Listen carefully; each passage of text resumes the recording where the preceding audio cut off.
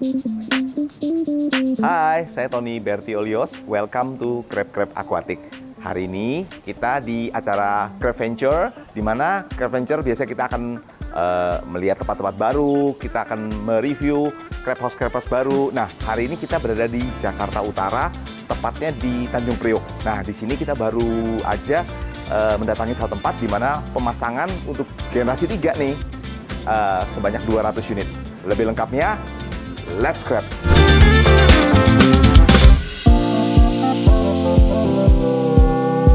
Oke, sekarang kita sudah ada di dalam ruangannya. Ini dia, tada! Oke, kayak biasanya ya, kita akan mereview. Jadi ini model terbaru, generasi 3, dengan pintu warna biru. Karena kita ada nyediain pintu biru, merah, kuning, ya, ada 3 macam. Nah, ini yang warna biru. Nah, penyusunannya karena, kembali lagi, kalau filternya adalah di atas lantai, berarti kita akan ambil 7 ya, 70 cm atau 7 bata ringan. Dan kemudian ini disusun 1, 2, 3, 4, 5. Sebenarnya ini mau ke 6 juga bisa sih, cuma karena pemesanannya itu dia 200 biji, jadi kita biar baginya rata, sehingga kita 1, 2, 3, 4, jadi masing-masing 50, 50, 50, dan 50. Dan ini 10. 1, 2, 3, 4, 5, 6, 7, 8, 9, 10 ya. Tempatnya cukup keren sih. Ketinggiannya oke. Atasnya dari bahan kayak spandek ya. Tapi nggak panas gitu loh. Ya mungkin lebih bagus sih kalau dilengkapi sama penahan panas ya. Jadi supaya nggak terlalu panas. Memang pada prinsipnya kepiting itu lebih suka panas dibandingkan dingin. Tapi kalau terlalu panas, kasihan yang jaganya aja. Jadi harus keringatan. Oke, jadi ayo kita masuk ya. Nah, ini kita lihat lorong yang kedua nih. Nah, ini lorong yang kedua. Oh iya, lantainya dia main paving nih. Main paving. Nah, biasanya kalau main paving gini, pasti sih nggak mungkin rata ya. Nah, solusinya biasanya gimana? Biasanya waktu taruh bata pertama, itu sebaiknya Anda timbang dulu, supaya rata ya. Jadi kalau nggak ditimbang, nanti vertikalnya akhirnya nggak bisa bagus ya. Memang dengan sistem yang terbaru, vertikal generasi 3 ini, mereka sudah ada kunciannya. Jadi lebih steady, lebih rapi. Jadi kamu lihat nih, rapi semua, nggak ada celahnya sama sekali, dan posisinya semua rapi. Kita lihat dalamnya, ayo kita mungkin lihat dalamnya sedikit nih. Kita mungkin beberapa belum pernah review dalam.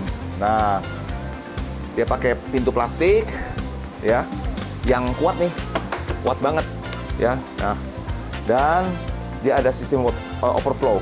Nah, sistem overflow-nya kalau kita bisa cabut nih. Nah, sistemnya per kotak nih. Kita hitung ya, 1, 2, 3, 4, 5, 6, 7, 8, 9, 10, 11, 12, 13, 14, 15, 16, 17, 18, 19, 20, 21, 22, 23, 24, 25, 26, 27. Nggak sampai 30 detik, ini air sudah clean up. Ya, jadi bisa bersih sama sekali. Sehingga kalau misalnya dengan generasi 3 ini, kalau ada kepiting laku atau mati, kita bisa langsung clean up. Kenapa? Soalnya kalau Anda tidak rajin clean up, Anda nanti sering berhadapan dengan namanya Vibrio. Ya, Vibrio itu sebenarnya semacam virus dan bakteri yang tidak terlalu berbahaya sih. Dia biasanya hidup di biobal sebagai media bakteri ya. Tapi kalau kotak-kotak Anda tidak dijaga dengan kebersihan yang cukup baik, akhirnya Vibrio itu akan tumbuh di dalam kotak-kotak Anda. Nah, biasanya kalau Anda nemukan kepiting Anda, capitnya warnanya gelap, atau badannya ada bintik-bintik seperti kayak spot-spot itu, berarti make sure Anda harus cek juga kebersihan box Anda. Itu ciri-ciri box Anda rawatnya kurang bersih dah. Apalagi kayak kepalanya ada kayak model karatan, bintik-bintik, itu namanya kebersihan Anda kurang. Jadi kepiting itu memang binatang yang hidupnya mungkin sembarangan ya. Tapi kalau di kotak seperti gini, kebersihan menjadi hal yang mutlak. Karena selain menghindari rantai penyakit, juga kan Anda jual produk yang orang konsumsi ya. Kalau produknya yang dikonsumsi bersih, orang juga suka. Karena kalau kepiting Anda tampung di kotak gini, badannya bersih, dia hidup di air yang bagus, sehingga konsumen Anda kalau mau beli kepiting di tempat Anda, yakin bahwa produk yang dia makan sehat dan bersih. Oke, kita akan review ke filter ya. Nah, ini ke filternya. Nah, ini filternya. Filternya seperti standarnya kita lihat ini untuk filter dengan tipe untuk kapasitas 400 box ya.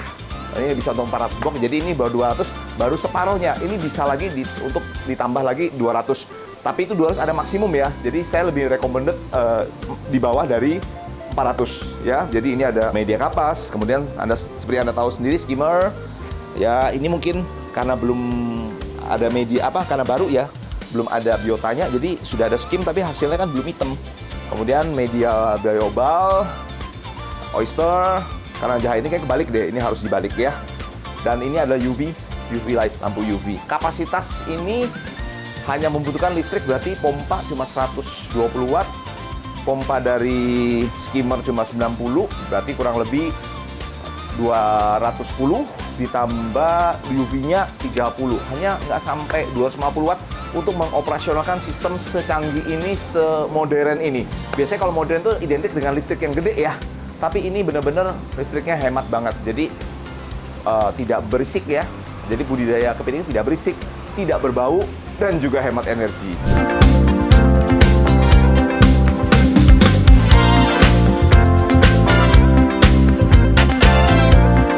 Oke, mungkin sedikit hal-hal yang saya perlu sampaikan juga. Oh ya, selain ketinggian guys, jadi ini yang saya harus jelaskan sedikit adalah jarak ya.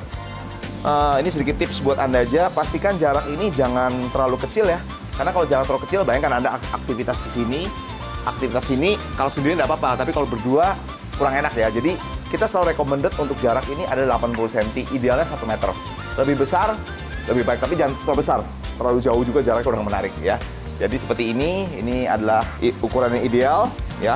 Lantai sebaiknya kita sih nyarankan lantai paving ini bagus atau semen aja.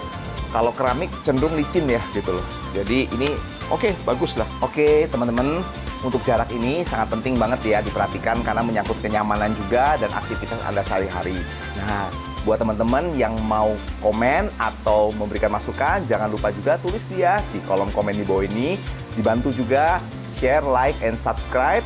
Sampai jumpa di Crab Venture berikutnya, and crab.